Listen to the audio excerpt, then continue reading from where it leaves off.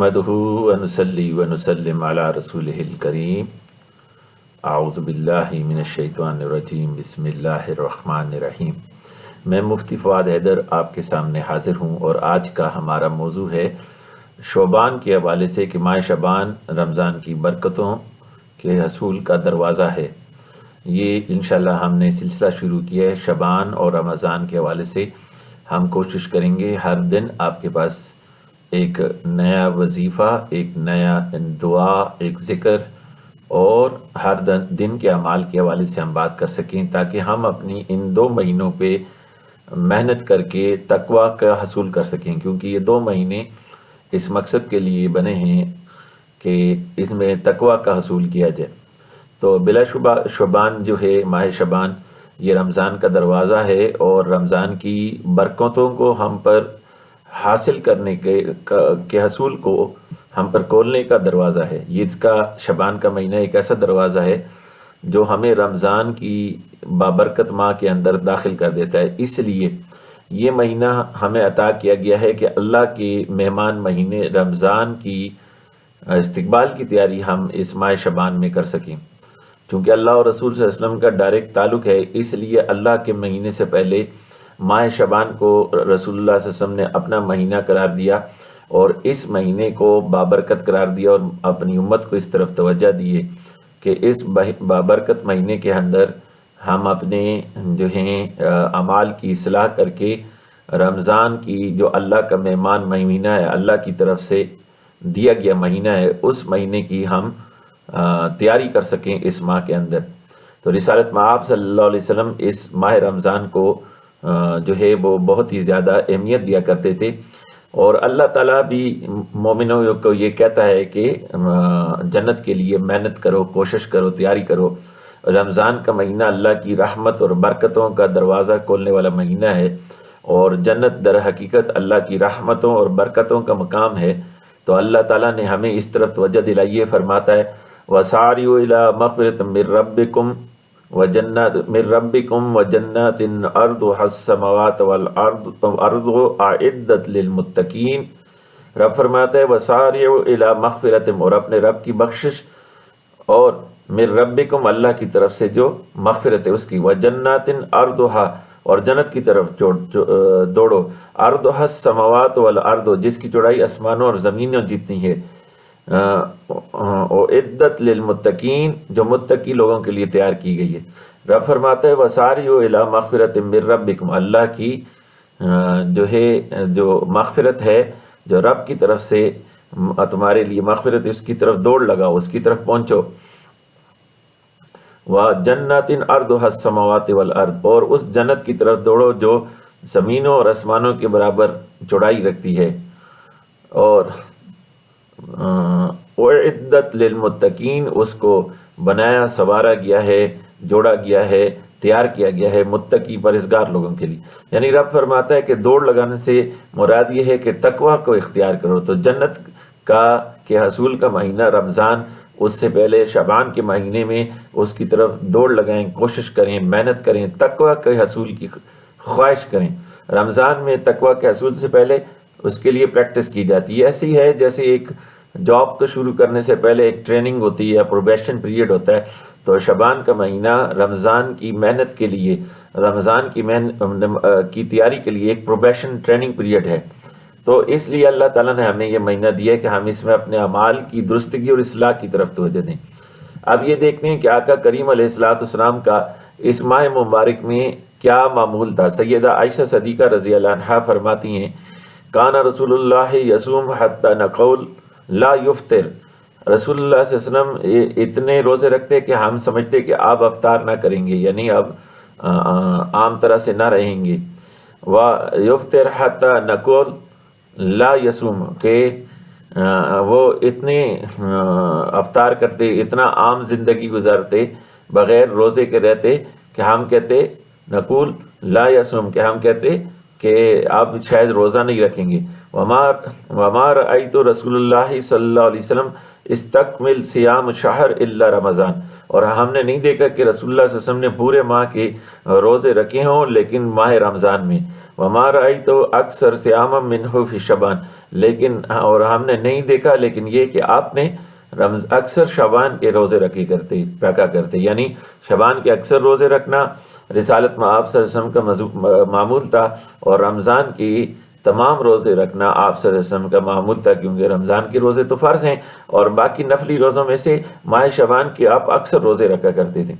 تو یہ رسول اللہ صلی اللہ علیہ وسلم کا معمول تھا کہ روزوں کی پریکٹس اور عادت ہو جائے، اور اس کے اندر جو ہم روزوں کے اندر خامیاں کرتے ہیں وہ ہم ان نفلی روزوں میں پریکٹس کر کے شعبان کے ان خامیوں کو دور کریں، اور جب رمضان کے روزے رکھیں تو پوری طاقت اور قوت کے ساتھ ہم اس کے اندر جم جائیں۔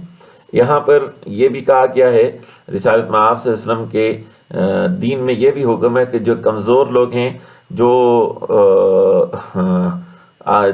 جو جن کے لیے روزے رکھنا مشکل ہوتا ہے، تو وہ 15 شعبان کے بعد کے روزے نہ رکھیں۔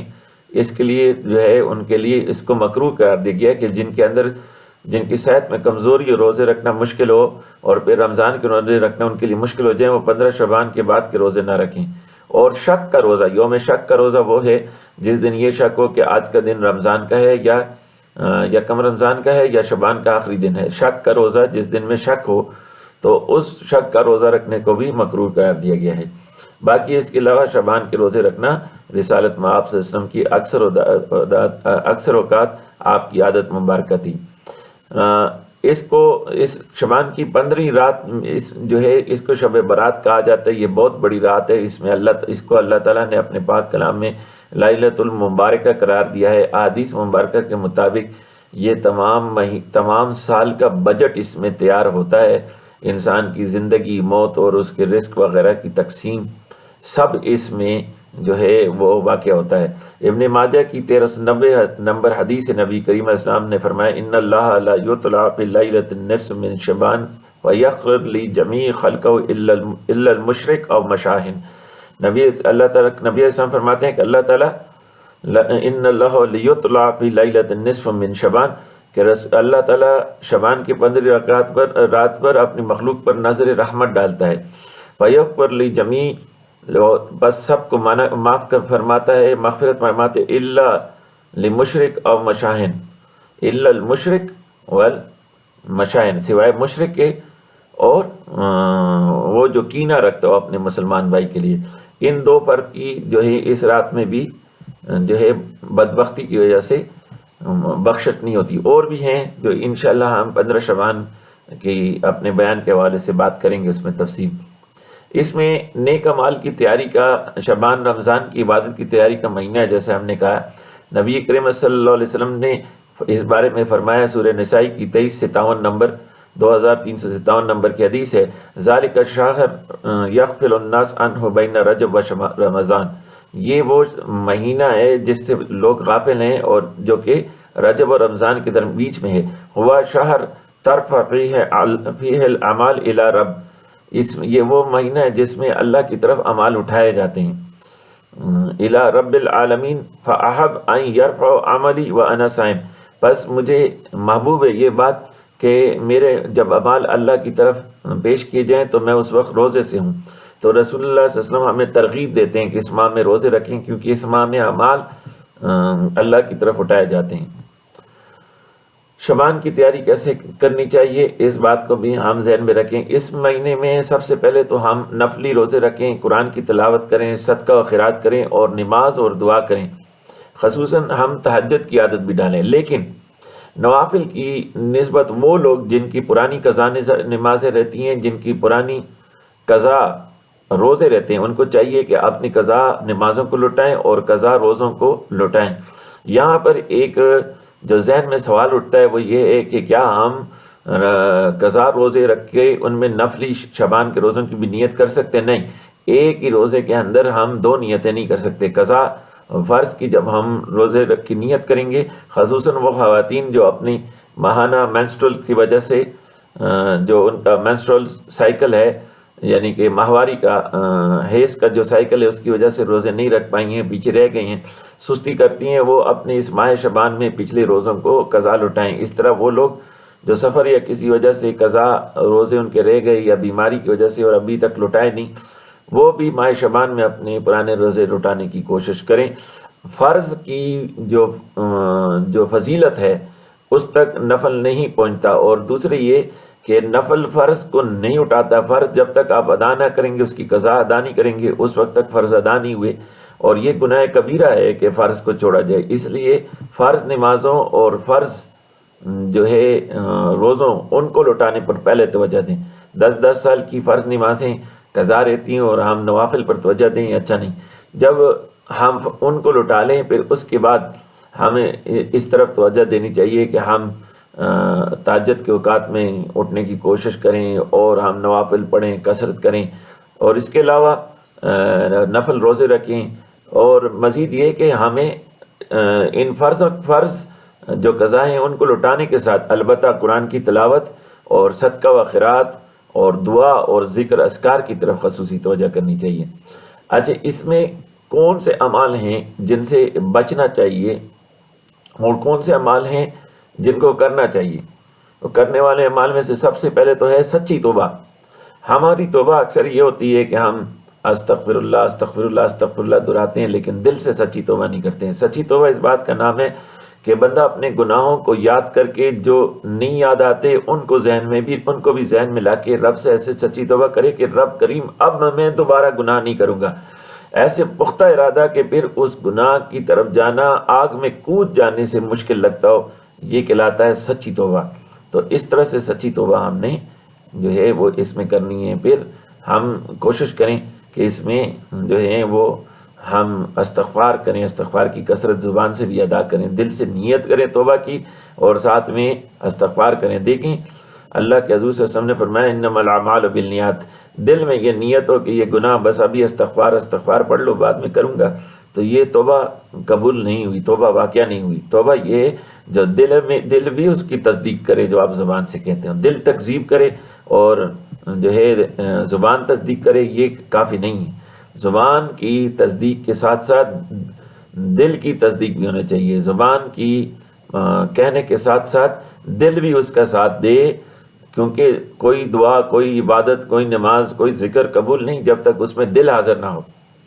تو اللہ کے حبیب علیہ السلام فرماتے ہیں، سنن ترمذی کی 2499 نمبر کی حدیث ہے کہ کل ابن آدم خطا، جتنے ابن آدم ہیں وہ خاطی ہیں، وخیر الخطائین التوابون، اور بہترین خاطی وہ ہیں جو کہ توبہ کر لیتے ہیں اپنے خطاؤں پر۔ ہر انسان گنہگار ہے، صرف انبیاء علیہ السلام پاکی کا دعویٰ کر سکتے ہیں اور کسی کے لیے پاکی نہیں ہے۔ ہر انسان جو ہے وہ گنہگار ہے، خطا کار ہے۔ بہترین انسان وہ ہے جو مرنے سے پہلے اپنے گناہوں کی سچی توبہ کر لے۔ تو مختلف قسم کے استغفار ہیں، جیسے یہ استغفار پڑھ جائے کہ استغفر اللہ تعالی ربی من کل ذنب واتوب علیہ، یہ استغفار میں خود پسند کرتا ہوں، اس کو زیادہ تر پڑھتا ہوں، اس کو اپنی عادت بنا لیں، یاد کر لیں استغفر اللہ تعالی ربی من کل ذنب واتوب علیہ۔ زیادہ سے زیادہ عام دنوں میں بھی اس کی کثرت کریں اور اس مہینے بھی کثرت کریں۔ پھر یہ بھی بطور ذکر اپنا سکتے ہیں کہ استغفر اللہ الذی لا الہ الا هو الحی القیوم واتوب الیہ۔ اس میں اللہ کے 2 صفاتی نام جو بڑے عظیم ہیں، حیات کی علم، صفت حیات کے حوالے سے ہیں، وہ بھی اس میں آ جائے گا۔ تو اس طرح نفلی عبادات اور تہجد وہ لوگ کریں جن کی پچھلی قضائیں نہ رہتی ہوں، کیونکہ افضل الصلاۃ بعد الفریضہ صلاۃ اللیل ہے، یہ رسول اللہ صلی اللہ علیہ وسلم نے فرمایا۔ مسلم 1163 نمبر روایت ہے۔ اور کوشش کریں کہ تہجد فرضوں کے علاوہ بھی اگر قضا بھی فرض رہتے ہیں تو 2-4 رکعت نفل فرض تہجد کے ادا کر دیا کریں، بڑا فائدہ رہتا ہے۔ تہجد کے حوالے سے ایک بات یہ سیکھ لیں کہ تہجد کا بہترین وقت وہ ہے جو عشاء کے بعد سو جائے بندہ اور رات کے پہر میں اٹھے اور 2 سے 8 یا 12 تک کی رکعت جتنے بھی پڑھ سکتا ہے پڑھ لے فجر ہونے سے پہلے، یہ بہترین وقت ہے سونے کے بعد اٹھنا اور آخری پہر میں۔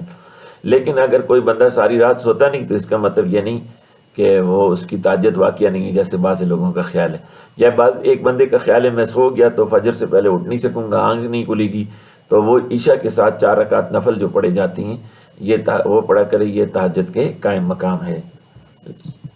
شعبان میں زیادہ سے زیادہ روزے رکھنے کا اہتمام کرنا چاہیے، جیسے پہلے بھی حدیث بیان کی کہ رسول اللہ صلی اللہ علیہ وسلم اکثر شعبان کے روزے رکھتے تھے، صحیح مسلم 1156 نمبر کی حدیث ہے، ما رأیت رسول اللہ صلی اللہ علیہ وسلم استکمل صیام شہر الا رمضان، کہ رسول اللہ صلی اللہ علیہ وسلم کسی مہینے کے روزے پورے نہ رکھتے تھے سوائے رمضان کے، وما رأیت اکثر صیاما منہ فی شعبان، اور ہم نے یہ دیکھا، ہم نے نہیں دیکھا کہ رسول اللہ صلی اللہ علیہ وسلم نے کسی اور مہینے میں ایسے زیادہ روزے اکثر روزے رکھے ہوں جیسے شعبان کے رکھے، یعنی آپ اکثر شعبان کے روزے رکھتے تھے، ہم نے دیکھا کہ آپ اکثر شعبان کے روزے رکھتے تھے۔ شعبان میں جو اعمال ہم کرتے ہیں وہ ایک تو ہے گناہ کرنا، اپنے نفس پر ظلم کرنا، دوسروں کے حقوق مارنا، اس سے اجتناب کرنا چاہیے۔ اکثر جو آج کل عام گناہ جس کو ہم کرتے ہیں وہ عبث کام کرنا، وقت کا ضیاع کرنا اور غفلت ہے۔ اللہ تعالیٰ اپنے پاک کلام میں فرماتا ہے، یا ایھا الذین آمنوا لا تلہکم اموالکم ولا اولادکم عن ذکر اللہ، اے ایمان والو تمہیں تمہاری اولاد اور تمہارے مال اللہ کے ذکر سے غافل نہیں کریں۔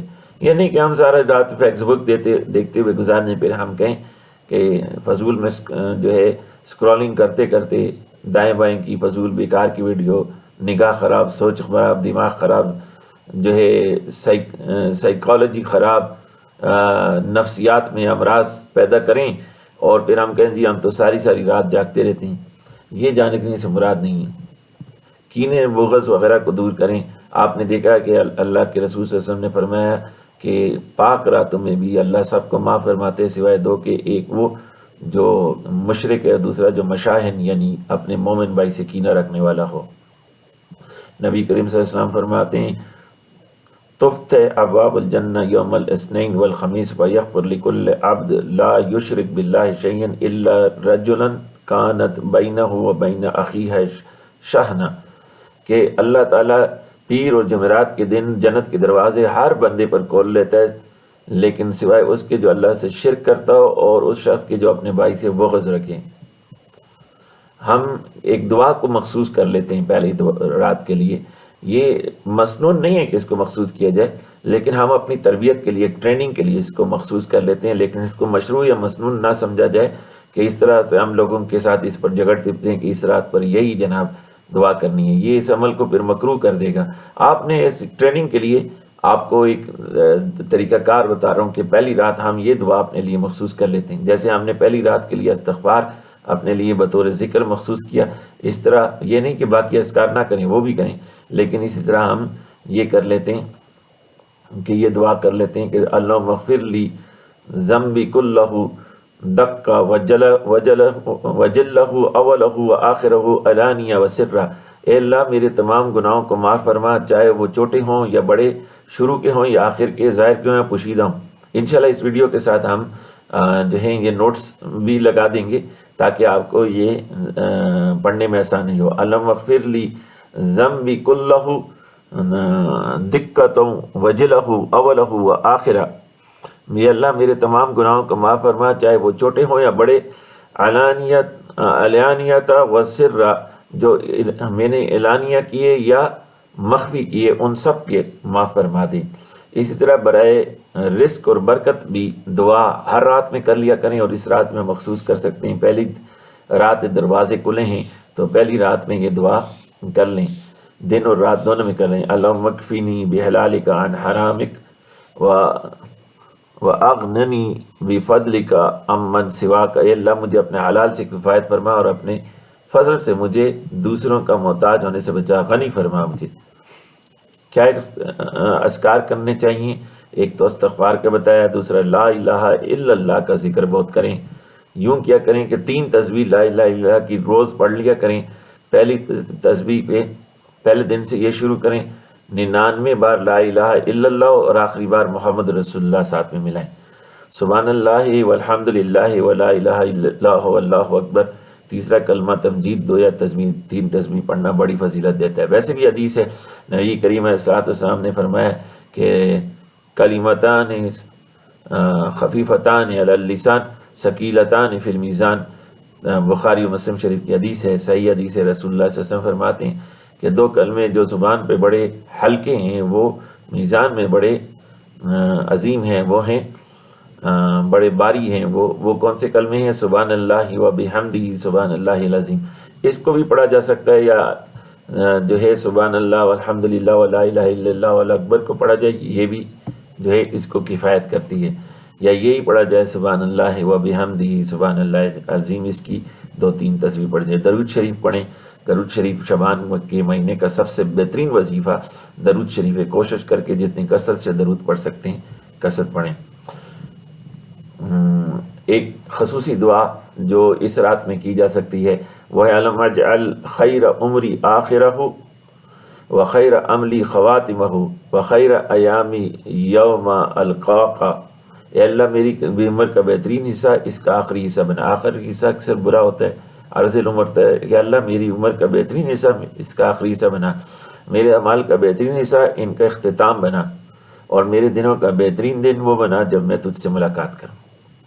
یہ اللہ تعالیٰ ہمیں توفیق دے کہ شعبان کے پہلے دن سے ہم ان اعمال پر عمل کریں، لیکن اس کے علاوہ ہمیں چاہیے کہ توبہ کے لیے اپنے اندر روحانی طاقت کی ضرورت ہے، جس کے لیے ہمیں چاہیے کہ ہر رات اور دن میں، شعبان کی ہر رات اور دن، پہلے شعبان سے ہم یہ شروع ہو جائیں کہ ہم ذکر و مراقبہ کیا کریں۔ میں آپ کو اسم اعظم دل کے ذکر کی اجازت دیتا ہوں اپنے شیخ مکرم کے حکم سے اور اجازت اور اذن سے، ان کے معزون ہونے کے طور پر۔ وہ جو میرے دوست اس ویڈیو کو جو ہیں دیکھیں گے، سماعت کریں گے، ان سب کو اجازت ہے۔ وہ دل کا ذکر بڑا آسان ہے، چلتے پھرتے کھاتے پیتے جو کام کرتے ہیں کرتے رہیں، لیکن خیال دل سے نہ ہٹے۔ سنیں، دل کہتا ہے اللہ اللہ اللہ اللہ اللہ، زبان سے نہیں کہنا، زبان سے باتیں کرتے رہیں، کام کرتے رہیں، کاروبار کرتے رہیں، درود پڑھتے رہیں، کلمہ پڑھتے رہیں، تلاوت کرتے رہیں، جو جائز کام ہے کرتے ہیں، لیکن خیال دل پہ رہے۔ سنیں، دل کہتا ہے اللہ اللہ اللہ۔ فارغ وقت مل جائے چاہے 2 منٹ ہو، ضائع نہ کریں، آنکھیں بند کر کے رب تعالیٰ سے سچی توبہ کر کے خیال کو دل کے مقام پر لے جائیں۔ اس کو مراقبہ کہتے ہیں۔ یہ خاص الخاص سنت ہے۔ جب رسول اللہ صلی اللہ علیہ وسلم غار حرا جاتے تھے، وہاں کیا کرتے تھے؟ وہاں دل کا ذکر بالفکر کرتے تھے۔ اس کو عربی اصطلاح میں مراقبہ کہتے ہیں۔ وہ کیسے کرنے؟ سر کو جھکا کے، آنکھیں بند کر کے، رب سے سچی توبہ کر کے خیال کو دل کے مقام پر لے جائیں۔ اس طرح جیسے مجھے دیکھیں، سر کو جھکایا، آنکھیں بند کی، رب سے سچی توبہ کی۔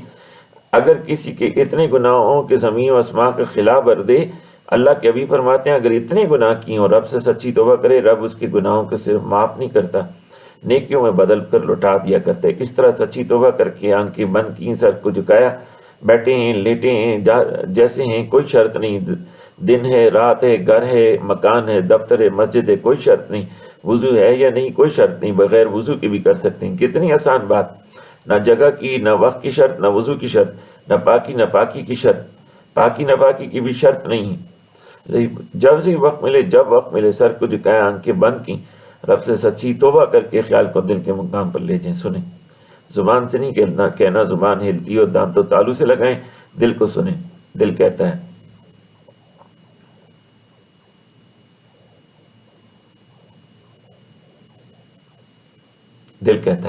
اللہ اللہ اللہ۔ اس طرح مراقبہ کریں گے، اس کی پریکٹس کریں، ہر وقت خیال رکھیں، چلتے پھرتے کھاتے پیتے دل سے خیال نہ ہٹے۔ اگر آواز آئے نہ آئے، آپ خیال کریں بائیں طرف پستان سے 2 انگلی نیچے، بوسم سے 2 انگلی نیچے، یہ دل کا مقام ہے، یہ اللہ کی محبت اور معرفت کا مقام ہے۔ سنیں، دل کہتا ہے اللہ اللہ۔